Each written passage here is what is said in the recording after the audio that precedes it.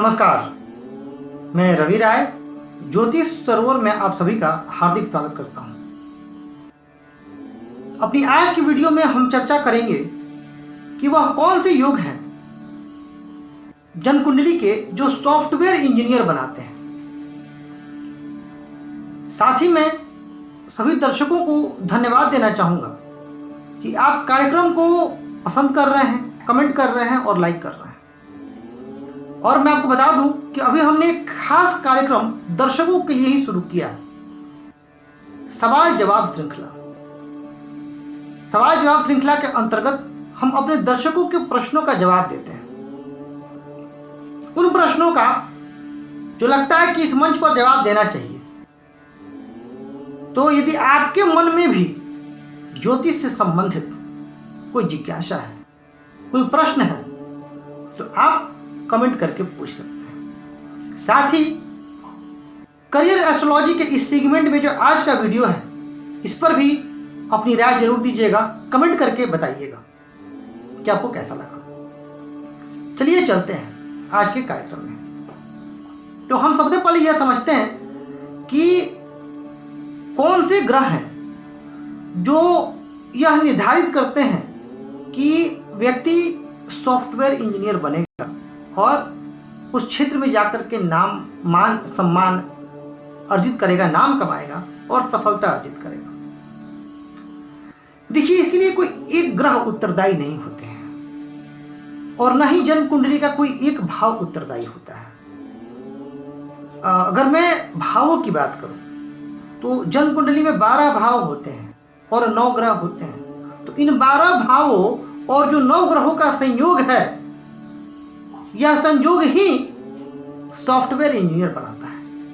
अब यदि भाव की बात की जाए तो लग्न, क्योंकि लग्न क्या है? लग्न आपका व्यक्तित्व, आप खुद है, आपका मस्तिष्क है, तो लग्न का तो बलि होना आवश्यक है। धन भाव द्वितीय स्थान, क्योंकि आजकल शिक्षा प्राप्ति के लिए, अच्छी शिक्षा के लिए धन का होना बड़ा आवश्यक हो गया है। पंचम भाव आपकी बुद्धि का भाव, बिना अच्छी बुद्धि के आप अगर विद्या अर्जित कर भी ले तो उसका उपयोग नहीं कर पाएंगे। नवम भाव भाग्य भाव, भाग्य की जरूरत कदम कदम पर लगती है। दशम भाव कर्म भाव, कर्म भाव बलि नहीं होगा तो आप कर्म ही नहीं कर पाएंगे।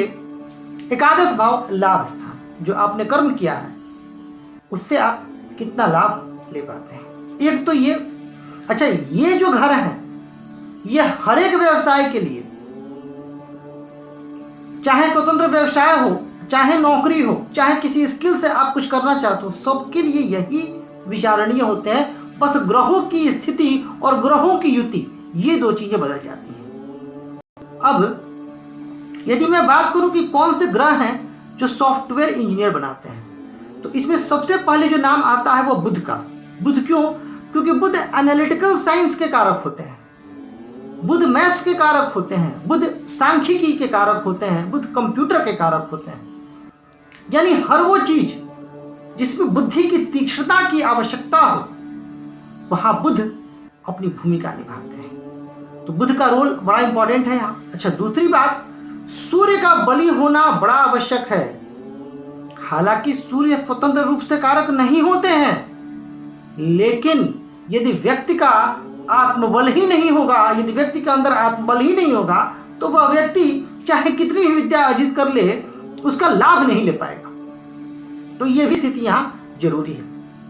अब यदि सूर्य या बुध का संबंध बन जाए, यानी बुधादित्य योग बन जाए, तो जातक सॉफ्टवेयर इंजीनियर बन सकता है। लेकिन इन्हीं भावों में अगर बने तो, साथ ही सूर्य या मंगल का संबंध यदि बने और साथ ही बुध किसी न किसी रूप से उनसे जुड़ा रहे या उनसे दृष्टि संबंध बने, तो भी जातक सॉफ्टवेयर इंजीनियर बनता है। अब सूर्य और मंगल का संबंध कैसे बनेगा?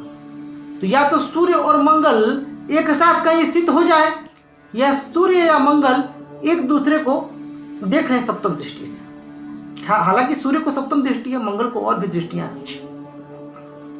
तो ये उच्च स्तर के तकनीक ज्ञान की प्राप्ति करा देते हैं। साथ ही यदि पंचमें शुभ हो तो अत्यंत श्रेष्ठ, और पंचमें शुभ होने भी चाहिए कि बुद्धि के कारक हैं। ये शुभ होंगे तो ही व्यक्ति अपनी बुद्धि का सही उपयोग कर पाएगा। जन्म कुंडली में कहीं भी सूर्य और बुध की युति हो जाए, साथ ही मंगल और शनि की भी युति हो जाए, यानी सूर्य और बुध की युति एक जगह इंडिपेंडेंट और मंगल और शनि की युति एक जगह, तो भी जातक सॉफ्टवेयर इंजीनियर बन सकता है।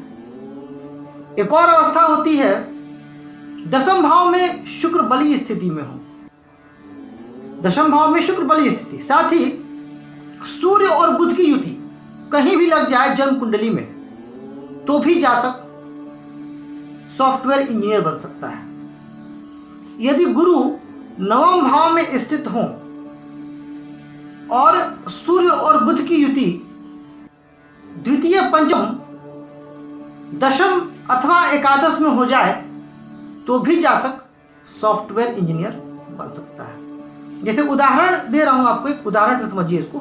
मान लीजिए किसी जातक की कन्या लग्न की कुंडली है। अब कन्या लग्न की कुंडली में यदि सूर्य और बुध एकादश भाव में चले गए, जहां पे 4 अंक लिखा हुआ है कर्क राशि पर, और गुरु नवम में यानी वृषभ राशि पर स्थित हो जाए, तो जातक सॉफ्टवेयर इंजीनियर बन सकता है। एक और चीज है, बुधादित्य योग यदि दशम भाव में बने और द्वितीय स्थान के स्वामी बली हो, तो भी जातक सॉफ्टवेयर इंजीनियर बन सकता है। तो ये मैंने सिर्फ और सिर्फ रेस्ट्रिक्ट किया है इस वीडियो को सॉफ्टवेयर इंजीनियर के लिए। आगे यदि दर्शकों की मांग होगी, इच्छा होगी, तो मैं आगे mechanical engineer, civil engineer, electrical engineer, इन पर भी वीडियोस लेकर के आऊंगा। साथ ही मैं आपसे यह कहना चाहूंगा कि यदि आप पेरेंट्स हैं तो अपने बच्चों का करियर का चुनाव उनके जन्म कुंडली के आधार पर ही करें। यदि आप जन्म कुंडली के आधार पर उनके करियर का चयन करेंगे, तो उनकी सफलता मिलने की जो संभावना है और जो सफलता की प्रतिशत है, उस पर बढ़ोतरी होगी। कभी कभी ऐसा होता है कि किसी ग्रह विशेष के प्रभाव की वजह से व्यक्ति किसी और क्षेत्र में चले जाते हैं जब उस ग्रह की महादशा चल रही होती है, और जैसे ही उस ग्रह की महादशा समाप्त होती है, उन व्यक्तियों का उस कार्य से मन उबने लगता है। लेकिन यदि कुंडली में खास योग बने हुए हैं जो कि कहीं और आपको ले जाना चाहते हो, और आप यदि उस आधार पर अपने करियर का चयन करते हैं, तो आप निश्चित रूप से आप काफी सफलता प्राप्त करेंगे। तो आशा करता हूं प्रिय दर्शकों कि आपको वीडियो पसंद आ रहा होगा, और ऐसे ही वीडियो को लाइक, सब्सक्राइब और शेयर करके मेरा हौसला बढ़ाते रहिए, ताकि मैं आप लोगों के लिए ऐसे ही नित्य नए वीडियो लेकर के आता रहूं। आज की कार्यक्रम बस इतना ही। नमस्कार।